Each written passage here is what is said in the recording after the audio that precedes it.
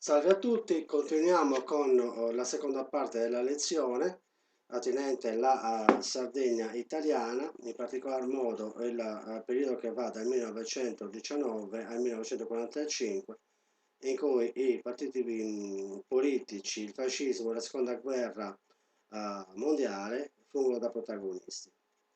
Riprendiamo il periodo in cui il fascismo si occupa di mettere in atto delle azioni politiche molto importanti per quanto riguarda l'economia di Sardegna.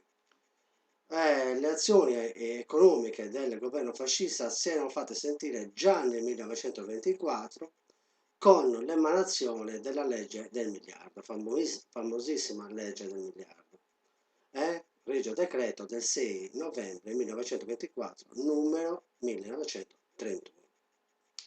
Questa legge era stata emanata per dar vita alle opere pubbliche. Per avere il controllo diretto del miliardo, che era una cifra enorme, ben sappiamo, veniva messo in essere un apposito studio chiamato il Provveditorato per le opere pubbliche, il quale doveva guidare questa grande operazione economica al posto dell'Ufficio per la Sardegna, che aveva poteri amministrativi e politici. Il fascismo aveva simulato anche la nascita delle cooperative casearie, in cui aveva avuto un ruolo importante l'ex sardista Paolo Pili, ma in poco tempo l'attività era fallita senza lasciare segni degni di nota. Infatti, per quest'ultima ragione, il Pili veniva cacciato dal partito fascista perché ritenuto responsabile del fallimento.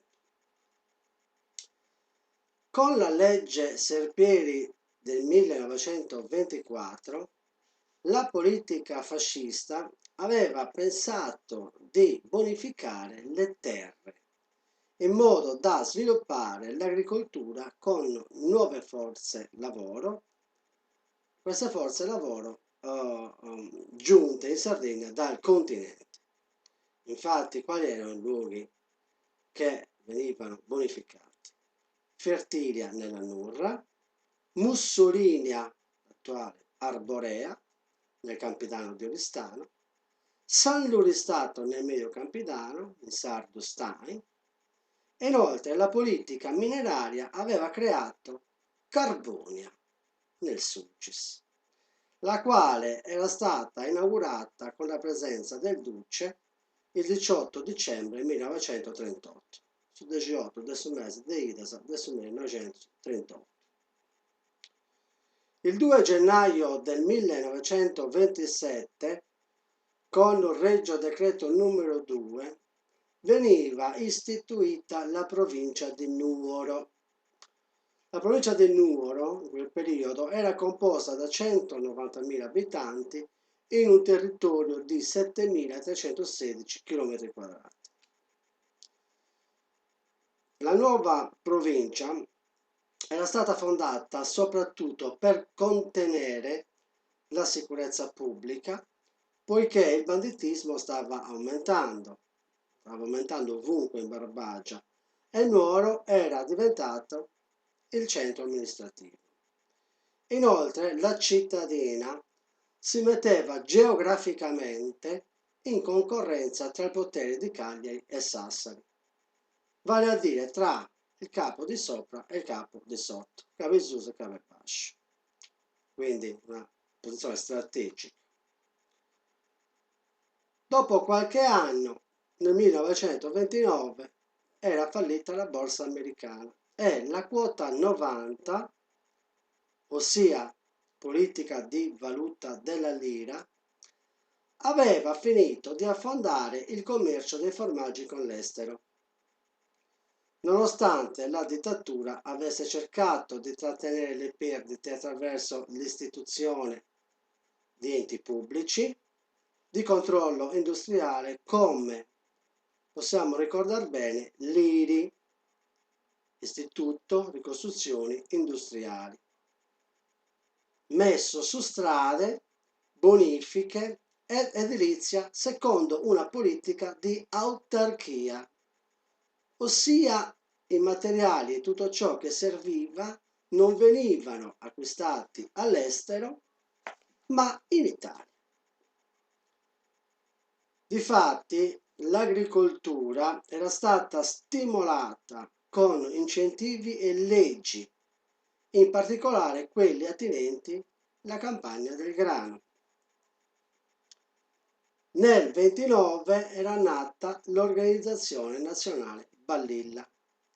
Di che cosa si occupava l'Organizzazione Nazionale Balilla?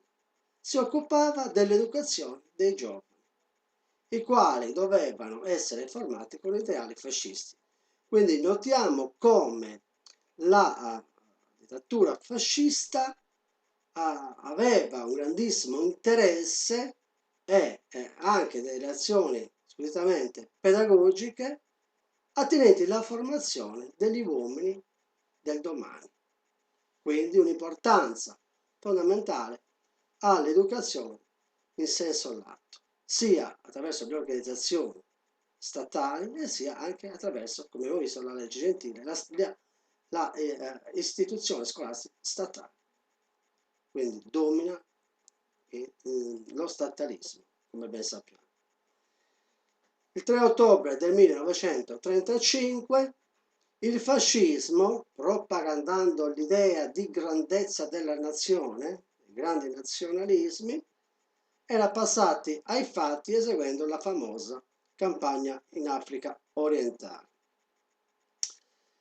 dove molti sardi, spinti da un ideale di dominio e di grandezza, erano partiti in guerra in quanto pensavano altresì di poter guadagnare tanto economicamente. In poche parole, questa era anche una forma di immigrazione della povera gente, parliamoci chiaro.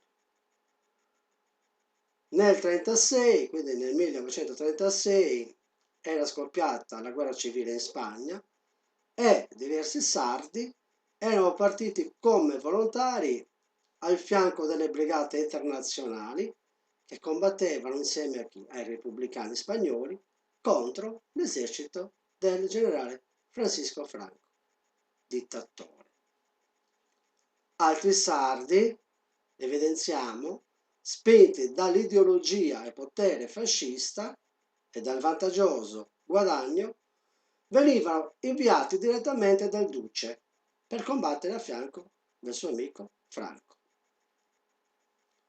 Ma dopo qualche anno, nel 1939, esattamente nel settembre, era scoppiata la seconda grande guerra e in Sardegna molti uomini aspettavano il momento per entrarci, secondo gli ideali della patria, della grandezza, della dittatura, della conquista, della nazione e in particolar modo della razza superiore. Per di più spinti dalla propaganda fascista, principalmente diffusa attraverso la radio. L'anno successivo, il 10 giugno del 1940, l'Italia era entrata in guerra al fianco della Germania e del Giappone e la Sardegna nell'arco di 3 anni veniva colpita immensamente dal fuoco nemico. Per dirla col grande storico professor Girolamo Soggiu,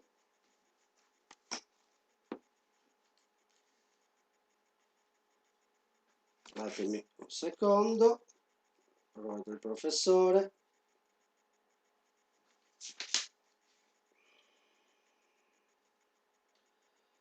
Eccole qua. Il 17 febbraio, a essere colpita da una squadra di più di 100 fortezze volanti, era stata Cagliari. C'erano stati più di 200. Ancora, le fortezze volanti su Cagliari il 26 pomeriggio, 50.000 tonnellate di bombe, un centinaio di morti e circa 300 feriti. Ma il colpo decisivo a una città che ormai era quasi deserta perché la popolazione si era rifugiata nei paesi interni, era stata colpita la mattinata del 23 maggio, dalle ore 13:30 alle 14:30, da un gruppo di 197 fortezze volanti e da 186 caccia. La città semideserta, in molti rioni, è letteralmente rasa al suolo. Quando era finito il conflitto si erano fatti i conti dei danni ed era risultato che il 16% degli edifici erano distrutti. Su 635 la maggior parte erano distrutti del tutto, secondo i calcoli della prefettura. Dal mese di giugno 1940 al mese di luglio del 1943 le bombe avrebbero ammazzato solo a Cagliari 1051 persone. Questa è la testimonianza del professore. Quindi evidenziamo anche che, oltre a ciò che abbiamo detto, le bombe erano state gettate in tutti gli aeroporti militari e nei porti di Sardegna. Il 25 di luglio del 1943 il fascismo aveva intravisto la sua fine, ovvero la sua morte. L'8 settembre veniva firmato l'armistizio e il generale Basso, comandante della milizia in Sardegna, aveva concesso ai tedeschi di lasciare l'isola in pace senza scontri. Famosissime queste azioni in cui i tedeschi attraversavano l'isola e non venivano considerati da nessuno in sostanza, senza nessuno scontro. Il 25 aprile del 1945 gli alleati, insieme ai partigiani, avevano liberato l'Italia del Nord dai tedeschi nazisti e dalla Repubblica di Salò.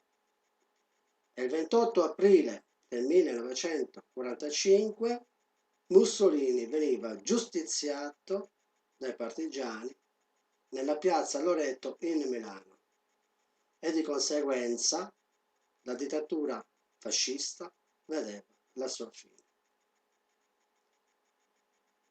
Per non dimenticare i danni della dittatura, qualsiasi essa sia, ricordiamo e non dimentichiamo. Valorizziamo, tuteliamo e promuoviamo la lingua e la storia sociale di Sardegna e concludiamo questa seconda lezione. Alla prossima, in buon'ora. Un saluto.